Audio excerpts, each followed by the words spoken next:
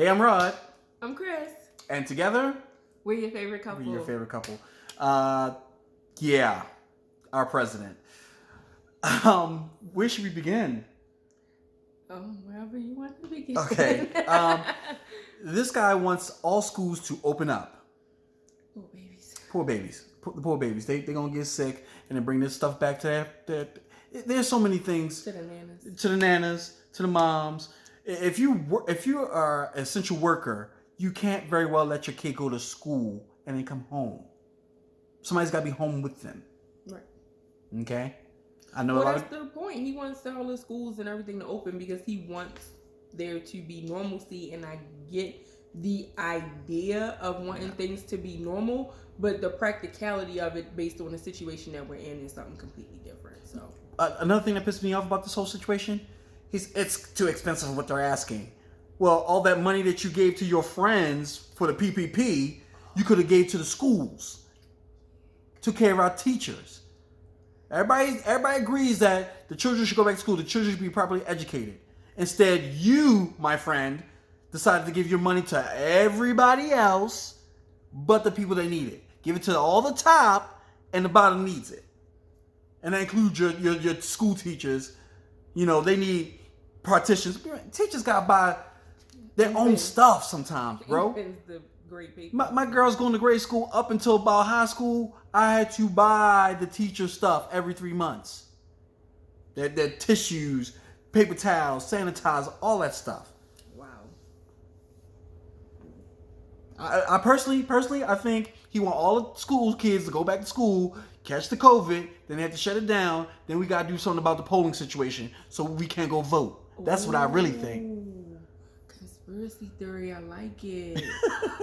I like it. That makes sense, though. I'm just saying. Well, my conspiracy was just that he want everybody, like, if schools is open, then he figured, oh, nobody got a reason to be, to be closed. Like, because a lot of people right now, with school being out, and then no daycares and all that kind of stuff being open, then obviously child care is a barrier to employment at this point. And so my thought was like, oh, he want everybody to go, want all the kids to go back to school, so that way he can be like, oh, well, all the kids back at school, so nobody should be unemployed. Not thinking about, people that's in, like, entertainment industry, not necessarily like TV, because they've all been doing that stuff online, but people who do concerts and stuff like that, concert venues, think about all the sports stadiums, all those people, like you were talking about baseball the other day, and like all those people who are, work in the baseball, who work at the baseball fields, who work at the football stadiums, basketball arenas, all that kind of stuff. Those people are going to be unemployed because those things are not active right now. Right. So and you get taxes from that too.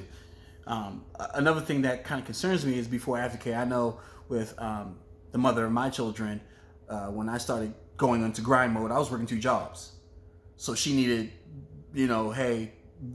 Drop the kid off at. Thankfully for us, we had her grandparents.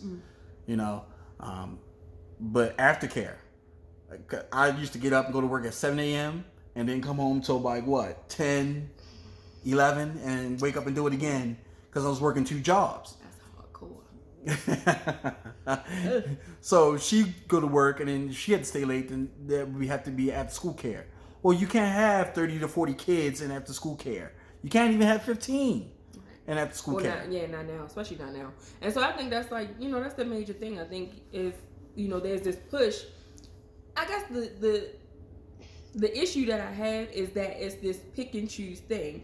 It's like, oh, well, I want everybody to go back to work, but I don't want to follow, nor do I want to participate in any guidelines that come up. I want, everybody to, get this money, but at the same time, that little bit of money is supposed to last you, forever, and then guess what? We want y'all to go back to work ASAP, and it's one of those things where it's like, there's no leadership to say what the guidelines are, but he want everything to go back to normal. Well, how are we supposed to get there? You don't want to do the stuff that everybody else is recommending. Right. So what do you want to? What are you saying? Ignore your experts, right. The people that's saving lives. Right. And the thing is even with his press secretary, she's like, oh well, he's not taking a stance, and that's the thing. He doesn't take a stance on the how. He doesn't take a stance on methodology. He just takes a stance on what it is that he wants. And my thing is like you can't have one without the other. You can't say, oh, you know, I want to be rich, but I don't want to do shit to get rich. You know what I'm saying? Like I don't want to do no work. Right. I just because, want it. Because he didn't have to do anything to get rich. Right. Daddy gave me the money. I was just using that as an example, but I mean that's really for anything. Like you know, oh, I want to lose. I want to be, you know, 120 pounds. I ain't doing a single sit up though. Like what? You know, you got to do the stuff that gets you there. You can't just be on the you know on the end getting the trophy. Like you got to do the work that leads up to that. It's funny. I used to work this part-time job a while ago. Matter of fact, when we first GS. Oh. Okay, so I used to work this part-time job, and every year I still get calls around the same time going into holiday season and going into summer from the whole staff. I no longer work there. And I learned something a long time ago. If you trust your staff, empower your staff, and do for them, they'll do for you. Yeah, they will do for you. True. And he has not grasped that at all. Oh my God, his turnover worse than any place I've He's seen. not grasped that at all.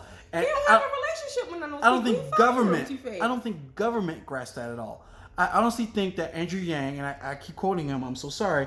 The democracy dollars is essential because everybody's for sale. Everybody's for sale. Right. Everybody is for sale.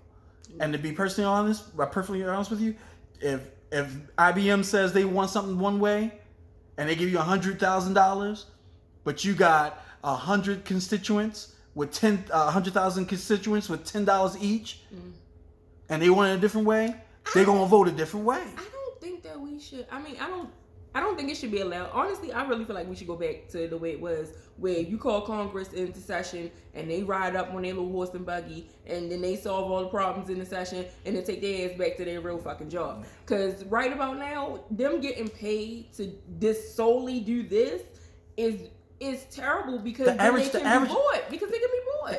This is what I don't get. The average person going into Congress like that, $92,000 a year. Man, we all over the place with this one. $92,000 a year. No, all that has to do with why they're pushing people back to school. Because the money that's coming in wants them to everybody go back to school. And personally, I think it's a bad idea. Yeah. You're putting parents in jeopardy, you're putting kids in jeopardy. Right. Not to mention that mysterious disease that comes along with the COVID. Oh yeah. Blotches, can't breathe. Yeah. You know, there's been over 1,100 kids that's died of that. Died. Yeah, your babies, your future. Mr. President, all the old people that voted for you, all the white people that voted for you, all the black people that voted for you, they're dying. They're dying. And you want to send their kids to die. That's how I'm looking at it. Oh, God. Wow. I would never want to send my daughters back to school knowing that they might have a disease that kills them so they won't have to go back to anything. Well, you know, there are still now people that are actually upset with the way that the new guidelines will work. Oh, yeah. I mean, there's states that's suing Betsy DeVos, another person that I don't even know why she got her spot. You know why she got her spot. I know why she got her spot. She got a yacht, no kids. She has no idea what's going on. No idea what's going on. And they're suing her. They're like, we don't want to go back unless you protect us. Right. We don't want our kids to come back. And I know it's a funny thing. Teachers, daycare providers, they want their kids to come back. That's safely, their passion. Though. That's a passion that they have. Safely is the key word in there. Safely. Every teacher that goes into teaching, oh, you gotta love kids. You gotta love education because it's a poverty. I'm not saying it's a whack paying job, but I mean it's low pay considering what your outcome and what you're supposed to do. What they're doing. Yeah. And they're educating their future. Right. Yeah, it's definitely low pay for that to be considered for that. So yeah, wow. Yeah, that's crazy. We've said a lot on this view. Excuse me, this I said view. I'm getting old. We said a lot on this video, but again, as always, it's not her and not me. I would love to hear from you. Make sure you comment below. Subscribe. Yay! We need to subscribe. Like and subscribe. Yes. I should say that big. Like and subscribe. Yay! No, okay, I guess not. And remember, remember, if you're dating, you're single, or just kicking it, I'm Rod. That's Chris, and we're your favorite couple. See you guys.